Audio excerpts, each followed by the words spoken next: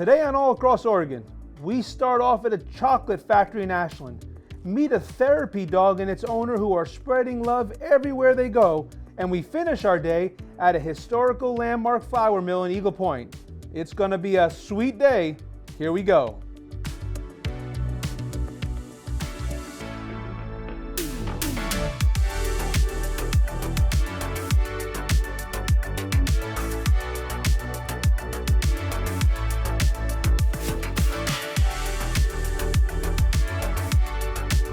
This episode of All Across Oregon is made possible in part by Diamond Medical Maintenance, a premier custom-built medical facility cleaning company catering exclusively to the medical community in Southern Oregon, the Klamath Basin, and Roseburg for 27 years. John A. Warracoy, CPA, LLC, premier tax professional and business profit builder, helping self-employed business owners achieve success with essential finance activities. In South Valley Construction, a full-service home improvement company serving Southern Oregon since 1998. Your project is their business. So here we are, back in Ashland, Oregon, the town known for its Shakespeare Festival, beauty, recreation, and yeah, chocolate. Branson's Chocolate, located on the south side of Ashland, is no stranger to hard work, persistence, and high-quality chocolate. Let's go inside and see what's happening. Branson's Chocolate. You love that smell? Oh my goodness! It just hits you. Mm-hmm. What is that? What are we smelling? So this morning we actually cooked some honeycomb. Honeycomb is a toasted expanded sugar. We take that and crush it and then put it in a chocolate bar. That's the smell you smell right now because we cooked 3 batches of that first thing this morning. Do you smell this? It's been a long time now that you've been doing this. It has been. It's been 16 years that I've been working under my name, but I've been working in the chocolate industry 26 years. Are you going to show us how you make all these amazing treats, or at least a couple of them today? I'm going to actually have you get your hands dirty. Really? I'm going to have you put gloves on with me. Okay. We're going to go back and we're going to make something. You actually have to put something on your head. Oh my goodness. This is what everybody puts on that comes back that is not an employee that already has a hat. All right. But Vinny. All right. You do not have to cover your face. Oh, you just have to cover your head. Yes, if you actually had a beard, I have a beard net too. Okay, like this? A little further down so it doesn't fall off into the chocolate. Like this? That works. Oh man, don't we have anything else? Okay, fine. I do have a hat if you would prefer a hat. This is... And that will pass. Okay. Let's go.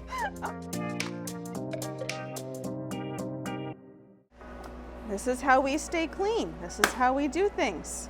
These are the molds. Okay. Okay. There's 28 cavities on this sucker. We're gonna use this. Our chocolate is in temper. And we hold the mold like this. Okay.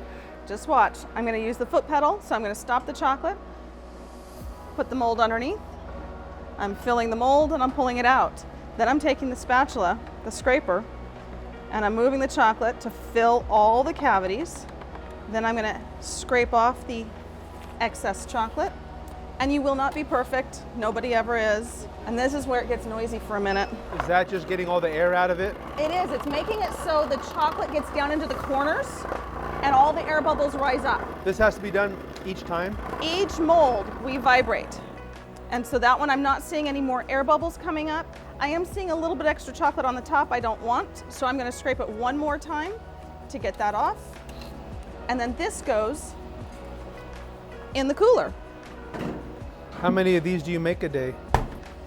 Today we have to order or make 500 of them, which is this entire stack. It's 500. That's 510. Think you wanna try? Okay. I'm gonna take a mold. You're gonna take a mold. I'm gonna hold the mold like this. I am going to stop the flow of chocolate for a minute. With your foot. I'm gonna stop the flow of chocolate. Now I'm going to let go of the mold, let go of the flow. pedal. 1, 2, 3, 4, 5, right there. Yep, pull the mold out, back a little bit, let go of the pedal again. Now use that scraper. Okay. And move the chocolate Have you ever dropped this into the You need mold? to get chocolate up there into this one right here. Okay, it's kind of, you're kind of making me nervous. Everybody gets chocolate everywhere their first time. You can use this bar right here to I didn't get scrape. chocolate everywhere yet, right? Oh, you've gotten chocolate more places than you think you did. I did? Uh-huh. Okay. Because you keep putting the chocolate underneath the mold, Oh, underneath the flow. shoot. But that's okay. Okay. Oh my gosh, you have to have like really good eye-hand coordination here. Uh-huh. Turn it on for a minute. And so you can see some air bubbles coming up and popping. Oh, I can. Okay, Yeah. that's what you're looking for. That is what we're looking for, to make sure those come up and they pop. They come out of the way. Oh, yeah, I made those. Yep. Well, I didn't really. So this would be the signature chocolate then. If you're doing this much at one time, this is the base to a bunch of things. Correct. Okay, and then you build off of this base these other things that we see in here. All right, so 500 of those. Correct. All right, I'll finish it later, okay? After my break. That sounds good. Okay. So these are those squares in dark chocolate. Same exact thing, different chocolate. So when we do this, I take the back of the chocolate and put it to the back of the bag. So that way it drops down in. So now we have the front of the chocolate. And here's the back of the bag. You take this chocolate. Correct. Flip it over. Don't help me. I always make things look a lot easier than they are. That's what everybody tells me. There you go. Now we're gonna go try some chocolate. We're gonna go eat Now chocolate. we're talking. This is the fun part. We get to eat. Now we're talking. I'm following you. Okay. Oh, look at this copper bowl. I know. Don't touch it. Aren't those beautiful? They are So beautiful. copper actually helps disperse the heat evenly. Yep. So your caramels, your toffees, your brittles, everything, the heat goes and it helps it caramelize. And that's the small one. Yeah, this is beautiful. See, we have the smaller one and then we have the bigger one down inside. Oh, this is so beautiful. Yeah. You don't see copper all the time. Beautiful stuff to see. Yes. Look at all these chocolates. Yes. So these fatter bars, these are the bars that we actually tend to do a lot of the custom label for. Here's the honeycomb bar that we're working on today. Yes. So there's a finished product. So do you like coffee? Wait, did you hear that? Do I like coffee? Ross, how many coffees have I had today? 4 so far. Oh, 5. It's 5. He's gonna have one more. This little guy right here More coffee. is made with Griffin Creek Coffee Roasters espresso. So there's a bean in there? There's a bean on top, but inside we actually use espresso grounds. So we're not shy with these, right? Because we just eat these, the whole thing. You can eat it in 1 bite or 2 bites. It's your choice. Yep. Oh, there's my espresso bean. That is amazing. So good. So we do a lot of things where we team up with local producers and we've used their products like Griffin Creek Coffee Roasters. And that's something I've been doing since I started. Matter of fact, you take the lavender from the lavender farm and you turn around and make lavender chocolate for them. I have a lot of salted caramels. Our lavender salted caramel, we put purple salt on simply so we can tell it's lavender. It's lavender. And I do that as I add a little bit of natural food coloring to the lavender or to the salt, and that's all it is. Listen, I'm gonna run home from Ashland today. There's no need for you to drive me. I think this will be the icing on the cake. On the cake? Today. Yeah. Oh my goodness. Oh, that caramel. Oh, the lavender. The lavender just followed. Oh, that is so good. Man, you are a hard worker. Yes. Put a lot of hours in, huh? Yes, I do about 10 hours a day, 6 days a week. So how much chocolate you eat a day? I average 1 piece. That's it. That's one it. piece. One piece. Some days my 1 piece is a chocolate Okay, bar. but I'm just asking. That's what I was going to And get at some next. days my 1 piece is like a truffle. And some days I don't have any. But it averages out to be about 1 piece a day. I would be way more than 1 piece a day. Let me tell you that right here. This is amazing stuff. I'm gonna keep going. That's so good. Yes, that's right, I did that. I ate that chocolate out of the fountain, and it was the sweetest, creamiest, fluffiest milk chocolate I've ever had. You can just put this in a cup. Almost, yeah. You can just put this in a cup? Uh-huh. Oh my goodness, Branson's chocolate, this is incredible. If I had to be here every day, I'd be in trouble.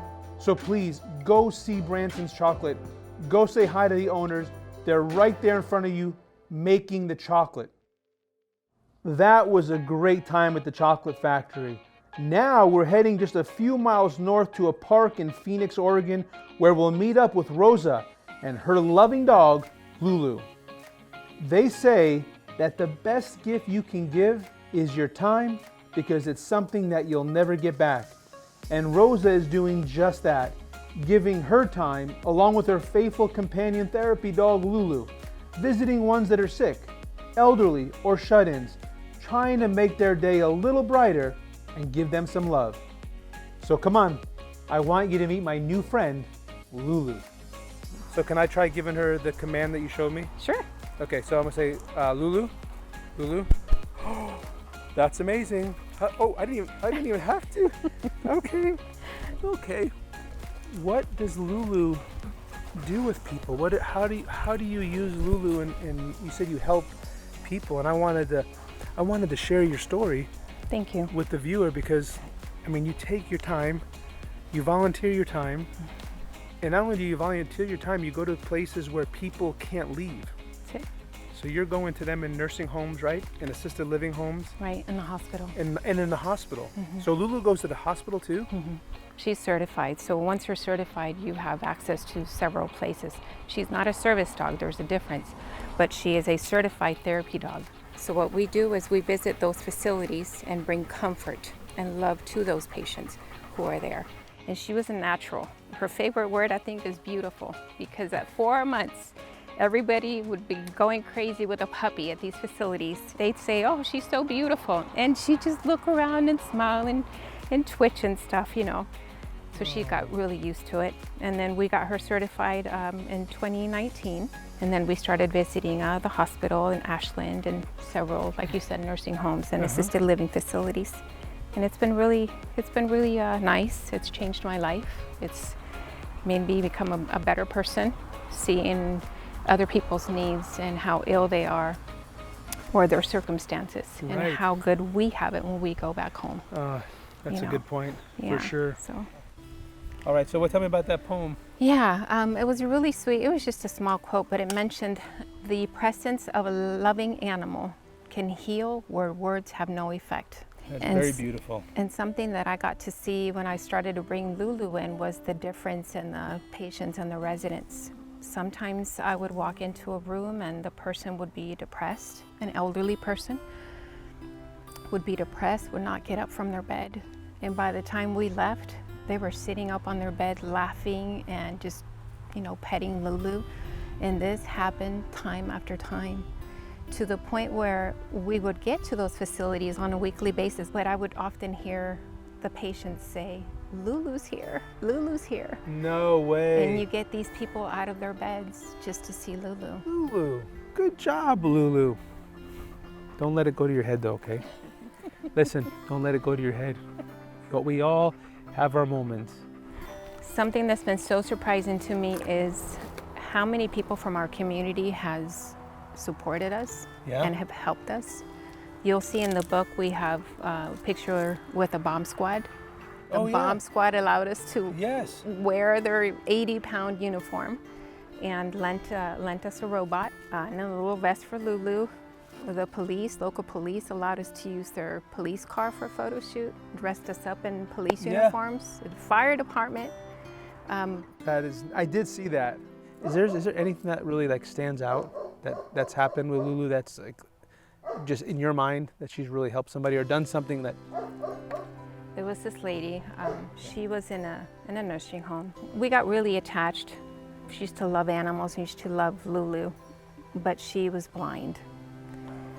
And one of the times that I went in, I could tell that she was going to pass away soon. And I called out to her gently and I said, May, and she slightly moved her head. And I called out again, May, and she moved again, barely. I approached her with Lulu and I told her, you know what, May, Lulu's here and I would like for you to pet Lulu. And that was the last time I saw May.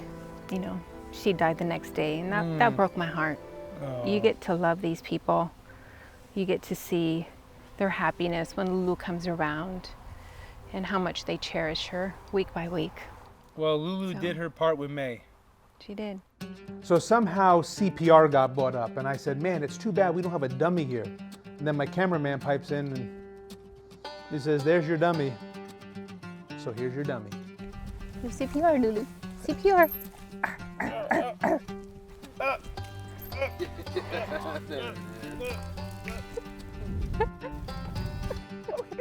He's alive, Lulu. Good job. I feel better. Good job, Lulu. I feel better. Good job. Give me a huggy. Yeah, good job. You saved them. See? You saved them. Yay.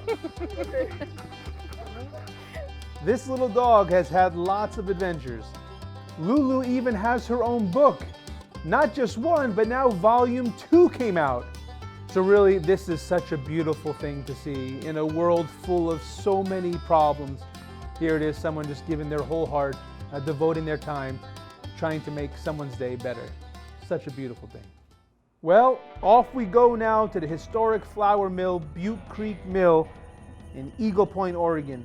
This mill dates back to 1872 and is still a functioning flour mill with its original stones. So come on, let's go get a little history lesson. Well, we're happy to have you here and welcome to the Butte Creek Mill. So you're now inside the Butte Creek Mill. 6 years ago, Christmas Day 2015, there was a tragic fire that burnt the mill down. And everything from this wall to my left, where the country store sits, everything from that wall that way and the rest of the mill burnt to the ground. But the country store did not burn down. The fire department was able to save that, and the basement did not burn. And that constituted 25% of our building, which is the minimum you need to maintain yourself on the National Register of Historic Places. And at the time of the fire, Bob Russell, the Russell family owned this, but there wasn't enough insurance money to rebuild this old mill after the fire. So a foundation was formed, a 501c3, and we are now the Butte Creek Mill Foundation, raising money to rebuild the mill. So it's a foundation, which means it's all volunteers. It's all volunteers. We have no paid employees at the moment. We're all volunteers just trying to rebuild this for the good of the community. Let's walk through kind of how the process starts and how it works. So this is the milling room. It's weird, it smells like flour. Yes, but behind the wood is the lower stone, and behind the metal rim here is the upper stone. These stones are French burr stone, B-U-R-R, French burr stone, which is about 7 times harder than U.S. granite. And that's why the stones were commonly used throughout the United States, throughout Europe for milling stones. The stone was quarried outside of Paris, France, in big chunks. Those chunks were shipped by sailing ship to the United States, to the East Coast, shipped to Moline, Illinois, Moline meaning mill. When they were cemented into stones in Moline, Illinois, they were put on a barge and shipped down to New Orleans. They were put on a sailing ship and went all the way around the Horn to Crescent City, California. And Mr. Daly sent his ox cart over to pick them up and bring them over the Siskiyous and bring them here to Eagle Point, put them in the mill. I completely did not think about that. I'm thinking today's time, 18-wheeler, drop it on there. A few days later, here it is on the West Coast. So right now, we lift those sacks of their 25 to 50 pound bags of wheat. We dump it into here. It gradually feeds itself down the shoe and into the stones. Vinny, if you're the miller, you're going to be standing right here in front of the stones. Okay, not on this little tiny block, no. You're going to be watching the wheat flow into the shoe and head down into the stones, and you're going to be controlling it. You'll loosen this string, and that changes the angle of the shoe to allow the wheat to flow faster or slower into the stones. And you want to make sure, this is an art more than a science, Oh, I see. Oh, whoops. See how that goes up and down? I can't break this by holding it, right? No, I can't break this I right now. don't think so. Okay. So you have to do this constantly? So you'll watch it, and what you're going to do with your ears is listen to the speed of the wheat going into the stones and the rhythm of the stones to make sure they're turning at the right speed. You're not choking the stones with too much wheat or too little wheat. And you're going to watch and listen to that and move this. And then once you think you got it right, you'll tie it down. Okay, so I'm going to stop Yeah, there. you'll go like put it- this here. Put it back Okay, down. it sounds good. The rhythm's good. Sounds good, The and it's rhythm's good. I'm milling. going to stop it right now. And then, Vinny, what you're going to do is you're going to remove that little, you're going to put your hand in like this, I'm not putting my hand in there. and you're going to feel the You wheat just told me going there's through. 2,800 pounds of French stones. Why would I put my hand in You're there? going to put your hand in there and feel a little bit of the wheat as it flows down. Now, Oh, I see where it comes down. Okay. pull it out, Okay. and you'll have some wheat flour in your hand, and you'll go like this to feel the moisture and feel the consistency of the flour. Okay, and then so if it's good, And I'm going if to it's go, good, okay, you- I'm going to cover it back up you for put now. it back up, and away we go. We're milling wheat, and it's falling into the basement. Let's run down to the basement. We are in the real deal basement right now. Where you are now is where all the mechanics work, but this was not destroyed by the fire, so this stone foundation is original. We've got something for you, Vinny, you can help us with. Is this really a tool from Absolutely. So this is the one you see in the movies, they're sitting there? Yeah. Wow, look at that. Look at this. You guys got all kinds of stuff in here. Yeah, this will be taken upstairs eventually and put in our exhibit room for display. When you look up here, you'll see something that looks like cement, and that's the bottom of the lower stone. So this is the shaft that turns the stones. Wow, oh, look at that. And that is the bottom of the burr stone, the bottom stone. When you put your hand in to test the flour, it comes down this chute. As we said, right now we're collecting the flour in food grade buckets and carrying it upstairs. Eventually, here we'll have a flour collection system that will pull it upstairs so we don't have to run up and down those so vacuums. much. So the water is coming down the water channel underneath here, dropping into the penstock. And the Leffel turbine is in the bottom of the penstock 12 feet below us. I see that. And then it turns the Leffel turbine, and then the water exits right back out into the creek. So we are borrowing the water for about 1/3 of a mile, using it for hydropower, and then spitting it right back out into the creek. Teresa, after we mill the wheat into flour, wonderful volunteers mix it into different mixes. What happens? How do you take it from there? Then we have our mixes in buckets, and then it's all labeled. And then we come to the packing room, and we have our bags that are already labeled and ready to go. All right. And we just weigh it out to the proper weight and put it in, and then we price them, and then they're ready to go into the store. You are very special people. I mean, the fact that you're doing this as volunteers and bringing this all back like this, man, thank you so much. Vinny's going to come back and help us mill. Yeah, I'm gonna mill. Oh, yeah. Yeah, actually, they're just bringing me out to clean the stones. Oh, So yes. that was kind of embarrassing, but yeah, there's. We've been saying we need younger muscle, haven't we?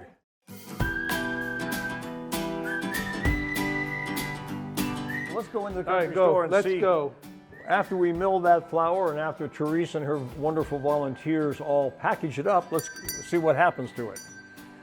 We bring it back in here to this 1800s country store. We're trying to replicate this just like it was before the fire, so that people can walk in this building or walk in this country store and say, oh, it looks just like it did before. Let's go shopping.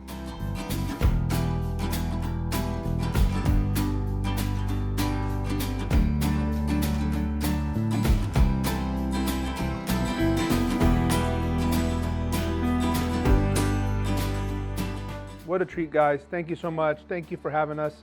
Thank you for coming in, paying us a visit. We still have approximately $700,000 to raise to finish things out, but we're open, we're operating, and we're all volunteers, and we're still raising money to finish the building out, the rest of the building, the rest of the equipment, but we're up, we're alive, we're operating. There is some real history here. There's some real substance to this mill. Go see them. Support these volunteers. Be a volunteer. Taste the goodies in the shop. Go see the Butte Creek Mill.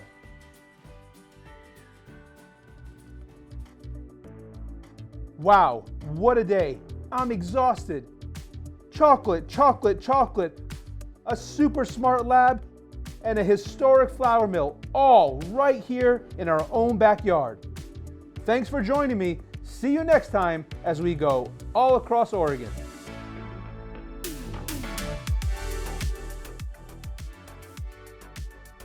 This episode of All Across Oregon is made possible in part by Diamond Medical Maintenance, a premier custom-built medical facility cleaning company catering exclusively to the medical community in Southern Oregon, the Klamath Basin, and Roseburg for 27 years. John A. Warakoy, CPA, LLC, premier tax professional and business profit builder, helping self-employed business owners achieve success with essential finance activities.